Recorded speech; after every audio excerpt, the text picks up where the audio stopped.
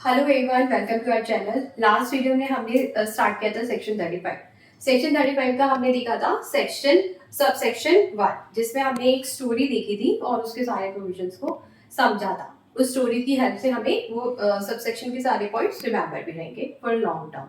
ठीक है, अब हम देखते हैं उसका सब सेक्शन 2, सेक्शन 35 का sub section 2।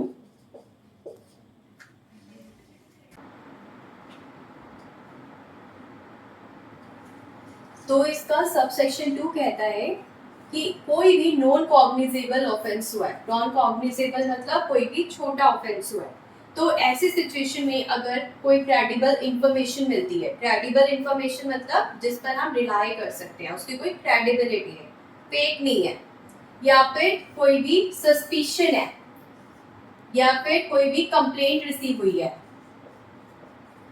Reasonable complaint, non cognizable offence के होने की, उस सिचुएशन में भी पर्सन को अरेस्ट किया जा सकता है।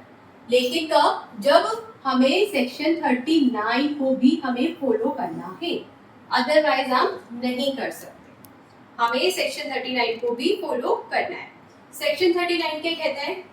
सेक्शन 39 कहता है कि अगर कोई पर्सन ऐसा है जो अपना नेम या एड्रेस नहीं बता रहा, या दोनों, अगर वो नहीं बता रहा तो उस पर्सन को अरेस्ट किया जा सकता है। अगर उसे कोई नॉन कॉग्निजेबल ऑफेंस किया है तो अपना नेम ना या एड्रेस ना बताने पर, या दोनों ना बताने पर, ऐसे पर्सन को हम अरेस्ट कर सकते हैं। ये कहता है सेक्शन 39। तो हमें सेक्शन 39 को ध्यान में रखते हुए ऐसी कोई इंफॉर्मेशन मिली है तो हम ऐसे पर्सन को अरेस्ट कर सकते हैं। तो ये है सबसेक्शन 2। वैसे तो हमने ये देखा था कि किसी भी कॉग्निजेबल ऑफेंस में जो है पुलिस ऑफिसर को विदाउट एनी ऑर्डर या फिर विदाउट एनी वारंट मजिस्ट्रेट से अरेस्ट कर सकता है एक पर्सन, पुलिस ऑफिसर किसी भी पर्सन को जिसने कॉग्निजेबल ऑफेंस किया है। लेकिन नॉन कॉग्निजेबल ऑफेंस के केस में कब कर सकता है? जब किसी तरीके की क्रेडिबल इंफॉर्मेशन मिली है, कोई कंप्लेंट मिली है, या सस्पिशन एग्जिस्ट करता है उस सिचुएशन में। लेकिन ऐसे सिचुएशन में भी हमें सेक्शन 39 का ध्यान रखना है, जो ये कहता है कि अरेस्ट तब करेंगे जब वो अपना नाम और एड्रेस नहीं बता।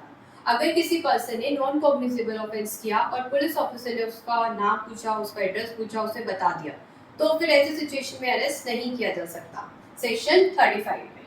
ठीक है, तो ये है इसका सबसेक्शन 2। अब हम देखते हैं सबसेक्शन 3। सबसेक्शन 3 कहता है जब भी हम सबसेक्शन 1, जो भी हमने कल सारी सिचुएशंस पढ़ी थी, उसमें अरेस्ट करता है पुलिस ऑफिसर, लेकिन पुलिस ऑफिसर को लगता है कि अरेस्ट करने की नीड नहीं है, ऐसा कुछ हुआ नहीं है कि उसने कोई क्राइम कमिट किया हो, तो ऐसे सिचुएशन में जो है वो अरेस्ट नहीं करेगा। लेकिन अरेस्ट नहीं करेगा तो वो क्या करेगा? एक नोटिस दे देगा उस पर्सन को। क्या करेगा? नोटिस दे देगा उस पर्सन को कि आपको जब भी अवेलेबल होने के लिए बोला जाएगा, जिस प्लेस पर, जिस टाइम पर, आप अवेलेबल हो जाना। तो इस बात का नोटिस जो है वो उस पर्सन को दे देगा। कौन देगा?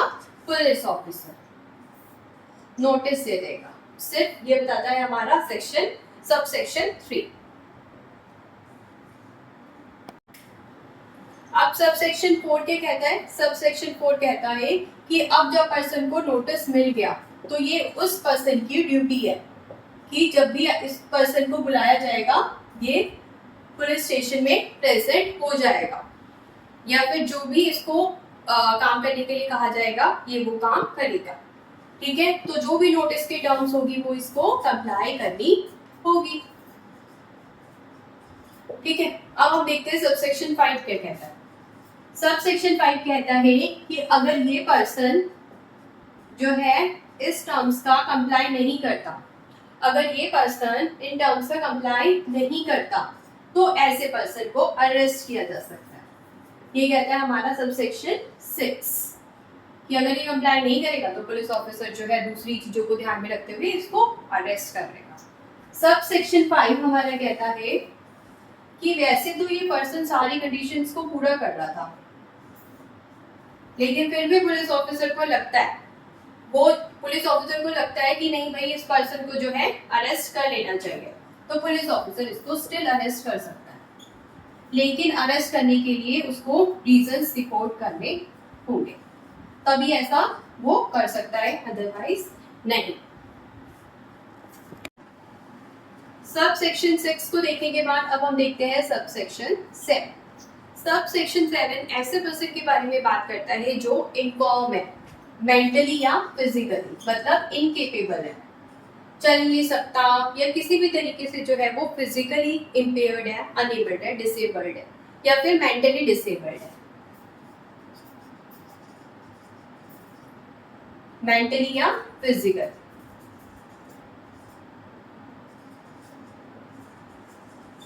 या फिर ऐसा पर्सन जो है, या फिर ऐसा कोई पर्सन है जो अबव 60 एज का है, अबव 60 एज का है, तो ऐसा कोई पर्सन है तो उनके बारे में बताता है।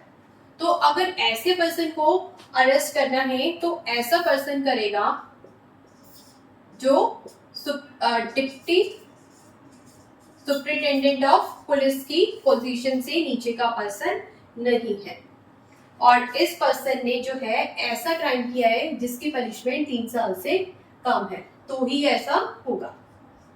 ठीक है, 3 साल से कम है तभी होगा, अदरवाइज नहीं।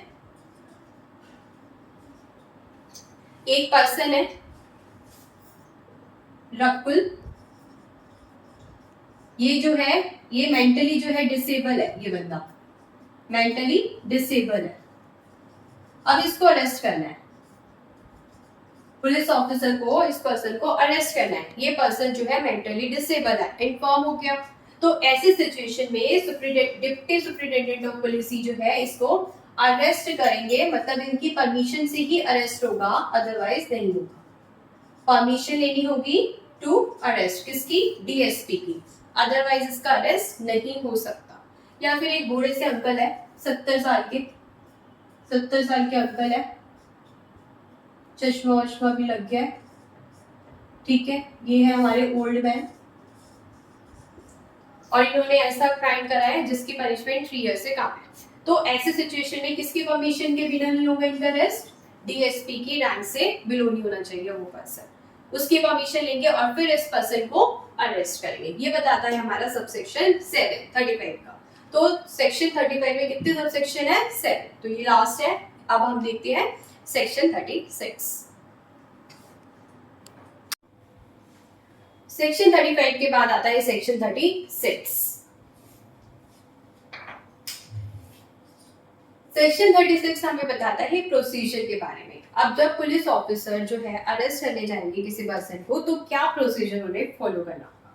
तो पुलिस ऑफिसर जब अरेस्ट करने जाएंगे तो जो भी उनकी यूनिफॉर्म होगी, उस पर जो भी बैच लगे होंगे, उस पर क्लियरली उनका नाम जो है लिखा होना चाहिए, एक्यूरेट वे में लिखा होना चाहिए, विजिबल होना चाहिए, क्लियर विजिबल।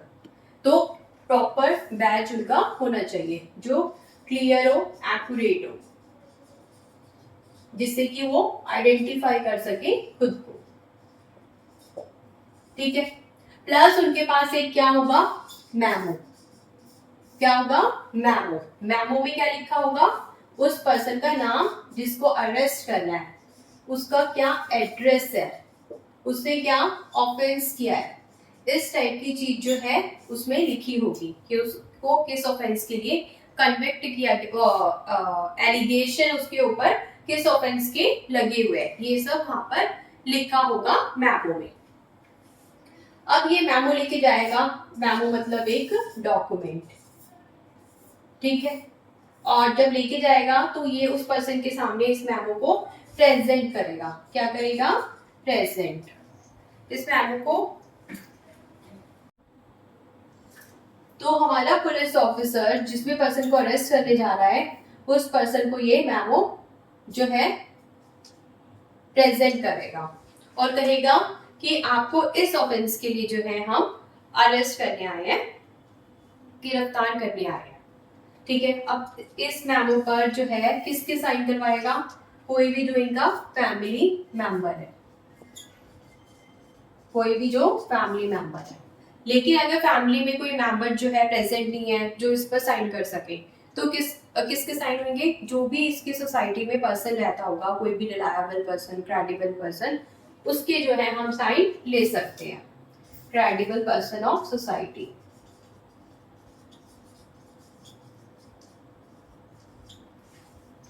ठीक है, तो उसके साइन लेंगे, प्लस इसके भी जो है साइन करवा लेंगे जिसको हम अरेस्ट कर रहे हैं। टू बी अरेस्टेड पर्सन जो है वो भी साइन करेगा इस मैमो पर। मैमो मतलब एक डॉक्यूमेंट होता है। तो ये सब पर्सन अरेस्ट करेंगे, फैमिली मेंबर, अगर फैमिली मेंबर नहीं है तो कोई भी सोसाइटी का क्रेडिबल मेंबर, साथ ही साथ ये पर्सन खुद भी इस पर साइन करेगा मैमो पर। ठीक है, अब जब ये साइन हो गए मैमो पर तो क्या होगा, हो सकता है कि ये साइन जो है अभी हुए ही ना हो, फैमिली मेंबर मिला ही ना हो, या फिर कोई भी सोसाइटी का जो है मेंबर ना मिला हो जिसने इस पर साइन किया हो। तो ऐसी सिचुएशन में पुलिस ऑफिसर की ये ड्यूटी है कि ये इस पर्सन को इन्फॉर्म करेगा कि ये आपका राइट है कि आप जिस भी पर्सन को बोलोगे, आपका कोई फ्रेंड है, कोई रिलेटिव है, हम उसको इन्फॉर्म कर देंगे कि आपका अरेस्ट हुआ है। तो पुलिस ऑफिसर जो है वो टू बी अरेस्टेड पर्सन को जो है बताएगा कि आप बता दो किसी का नाम जो आपका फ्रेंड है या रिलेटिव है, हम उसको बता देंगे कि हमने आपको अरेस्ट किया है। तो ये उसकी ड्यूटी होगी। तो ये पूरा सेक्शन क्या है, सेक्शन 36। तो सेक्शन 36 से हमें बताया प्रोसीजर कि क्या प्रोसीजर फॉलो किया जाता है जब किसी पर्सन को अरेस्ट किया जाता है। तो सबसे पहले क्लियर विजिबल जो है उसे आइडेंटिफिकेशन दिखानी होगी पुलिस ऑफिसर को।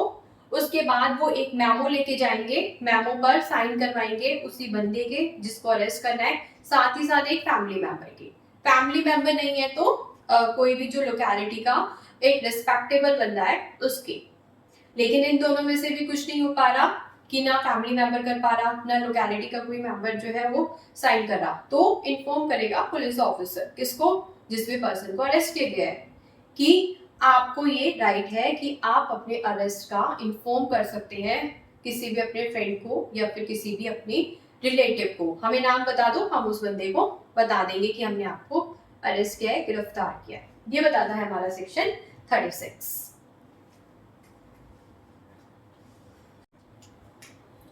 अब हम देखते हैं सेक्शन 37। सेक्शन 37 क्या कहता है, हर स्टेट लेवल पर, साथ ही साथ हर डिस्ट्रिक्ट में, मतलब स्टेट में जितनी भी डिस्ट्रिक्ट है तो डिस्ट्रिक्ट लेवल पर, तो स्टेट लेवल पर भी और डिस्ट्रिक्ट लेवल पर भी हम एक क्या बनाएंगे, police control room. Police control room हम बनाएंगे। तो ये है 37 का प्रोविजन। साथ ही साथ 37 हमें बताता है क्या, कि जितने भी पुलिस स्टेशन होंगे, जितने भी पुलिस स्टेशन होंगे डिस्ट्रिक्ट में, पूरे के पूरे स्टेट में जितने भी पुलिस स्टेशन होंगे वहां पर हम एक डेजिग्नेशन देंगे किसकी, असिस्टेंट एसआई की, असिस्टेंट सब इंस्पेक्टर की। वो उसका क्या काम होगा, उसका काम होगा कि एक लिस्ट बनेगी डिजिटल वे में, एक डिजिटल बोर्ड जो है उन्हें अपने पुलिस स्टेशन में लगाना होगा। पुलिस स्टेशन है, पुलिस स्टेशन के अंदर एक डिजिटल बोर्ड लगेगा जिस पर सभी के सभी अरेस्टेड पर्सन जो भी होंगे ना, उनके नाम होंगे,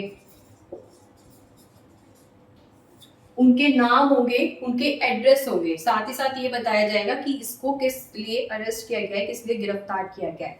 तो ये बोर्ड जो है वो शो करेगा कि ए को गिरफ्तार किया गया है, ये इसका एड्रेस है, ये इसने ऑफेंस किया है। बी को गिरफ्तार किया गया है, इस दिन किया गया है, ये इसका एड्रेस है, ये इसका नेम है, और ये जो है इसने ऑफेंस किया है या फिर इसके ऊपर डाउट है, एलिगेशन है किसने किया है। तो ये हर पुलिस स्टेशन में एक डिजिटल बोर्ड होगा, और जिसकी ड्यूटी जो है कौन देखेगा इस काम को, assistant sub inspector.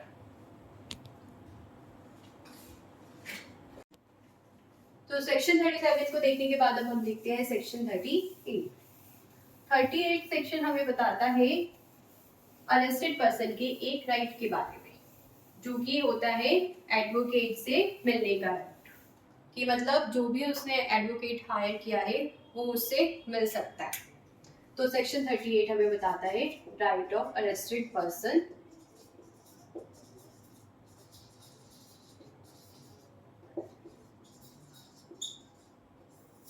To meet his advocate.